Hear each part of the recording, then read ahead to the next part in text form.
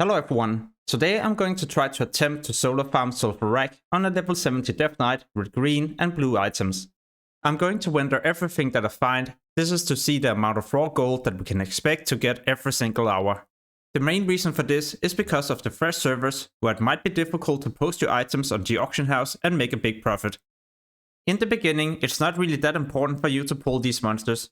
What you should mainly focus on is to get to the spot that I've marked on the map. The reason why I skip a lot of the enemies that you see right now is simply because there's so many different healers, and these will reduce the amount of gold that you get every single hour. So get to the first spot that I've marked on the map. When you're here, you should focus on attacking this boss. The reason for this is because it has more health compared to the other enemies. So what you can do is to apply your diseases to this target, and then you start pulling the different enemies. Then you make sure you use your pestilence to spread the diseases. A huge benefit of this area is that every single grave that you open, there will be no healers. So you can kill these targets so easily. In fact, you can just keep pulling them and spread the diseases.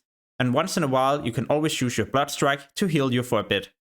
Besides spreading my diseases to do damage to all the nearby targets, then I also use blood boil to do AoE damage together with corpse explosion.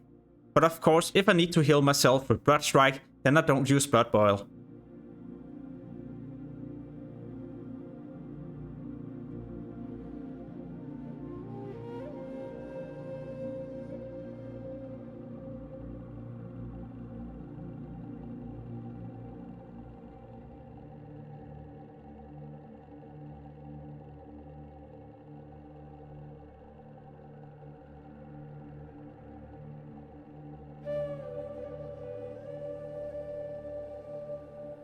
Alright, so now that you have looted all the different graves and enemies, then you're also ready to go to the second spot in this dungeon.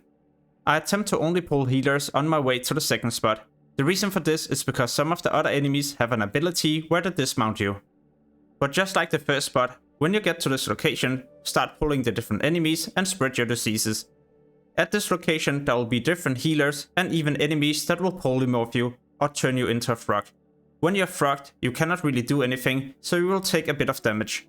For that specific reason, it's mandatory that you always keep up your diseases, so you continue to do damage even when you're CC'd. Another thing I like to do is to always move my character. This will get away from the different healing totems and make it easier for you to kill all the different targets. By the time that I've also taken care of most of these enemies, then I can also move to the location where you spawn the next boss. This is done by ringing on the gong of Farrak, and you can find this object over here.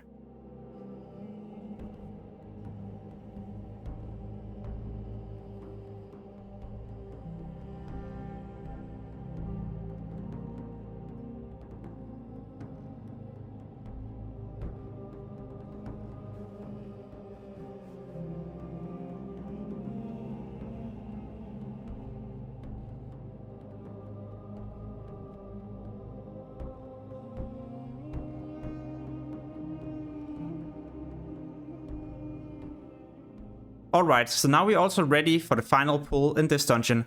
This is definitely another big pull, so make sure you have some cooldowns and at least full health. What I often do is to get to this location, dismounting, and start spreading my different diseases. And then I'll drag all the enemies to the location that I'm supposed to go to. You're once again going to pull so many healers, so make sure to try to line of sight or get away from the different healing totems. This is also the location that I marked on the map, where I always take down the enemies before I reset the dungeon and see how much gold I've made. Right here, it's so important that you're not only doing your damage with your diseases, so you need to use corpse explosion and as many blood boils as possible, else you're not going to do enough damage to out DPS the amount of healing that the healers do.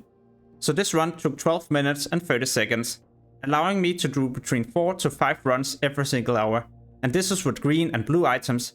So if you have even better gear, then you can also make a lot more gold. The total amount of gold that I've made is 28 gold and 54 silver. This is also equal to around 130 raw gold every single hour. If you would like to see more Wrath of the Lich King gold making videos, investment videos and other stuff, then make sure to check out the channel or subscribe and hit the notification bell so you get notified the next time that I post one of these videos. As always, thank you so much for watching and have an amazing day. Peace.